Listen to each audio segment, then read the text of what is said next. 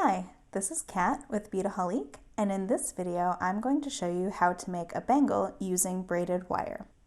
So I have here the artistic wire, braided wire, and you'll get a nice big spool, and I've gone ahead and cut off a certain amount for myself.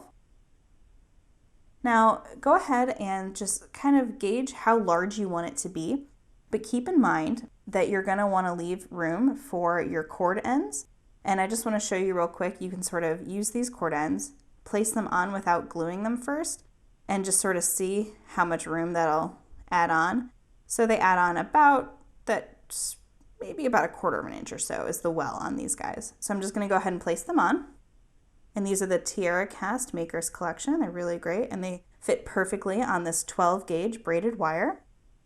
And just kind of eyeball, and that's how I want my clasp to sort of be. And I'm going to add 2 jump rings there, of course, as well. But that way you kind of get a good indication of the size that you're going to be working with. So that's always good to try to do before you size it. So just to go over what I have here, I have 2 5mm 21 gauge jump rings. I have a TierraCast U collection charm, and these are really great because they have that sort of side hole, so they fit really nicely in here without having to add a jump ring, but you can always use a different charm and just add a jump ring onto here. For this project, I'm going to need some E6000, and I have a little scrap of wire here on my piece of paper because I don't want to get that on my work surface. I have 2 pairs of pliers here, and those will help open the jump rings. I have my flush cutters to cut that wire. And then you're also going to want this tool. This is a bracelet bending plier, and what this is going to do is help give that perfect circle, as well as sort of work harden it to give you a little bit more of a stiff bangle. So first off, like I said, I've already pre-cut mine, but you can go ahead and take your coil, and what I recommend is doing at least 1 full coil, because you can always chip away at it and cut extra if you need to. Can't add wire, but you can always take it away.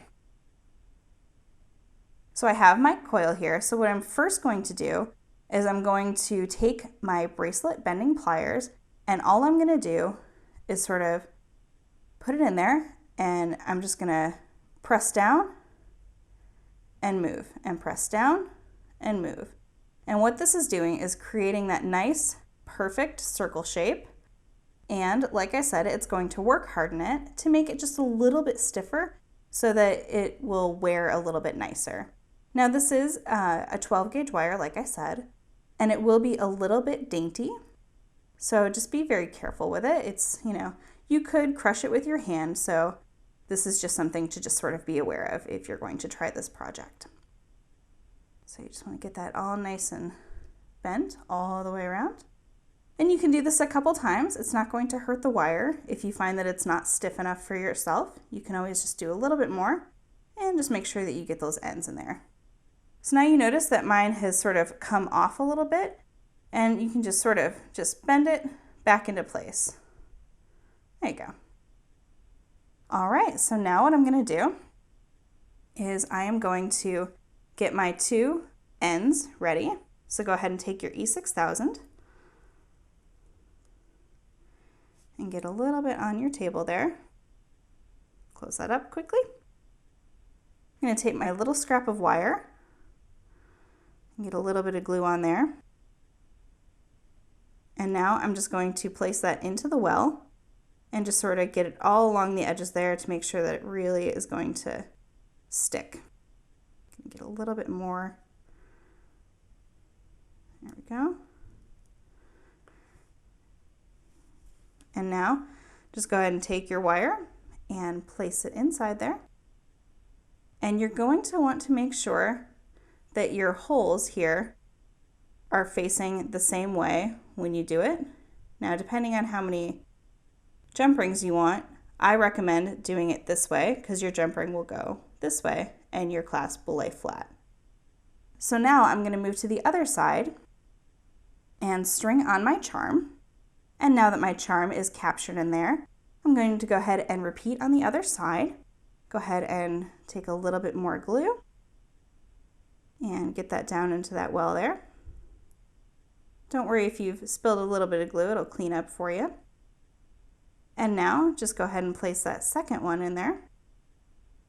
And again, just making sure that your ends line up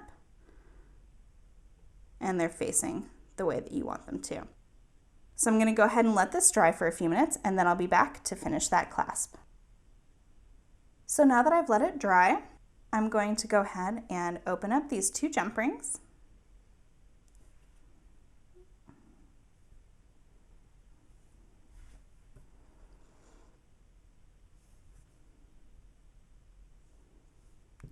And go ahead and slide it onto one side of the clasp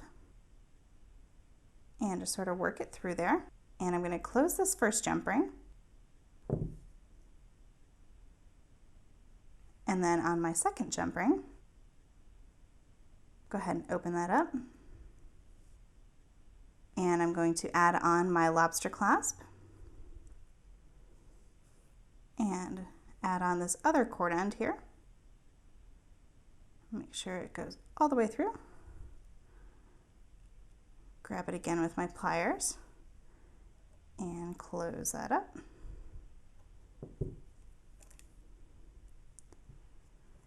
And now you just open that lobster and attach your clasp together. So there you go, a nice easy wire bangle. And this is using, again, the artistic wire, braided wire. And it's really fun. We have lots of different charms for you to sort of personalize this.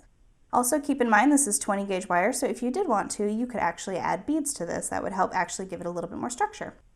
So I hope you enjoyed this video, and you can find all of these supplies and this full tutorial at Beadaholique.com.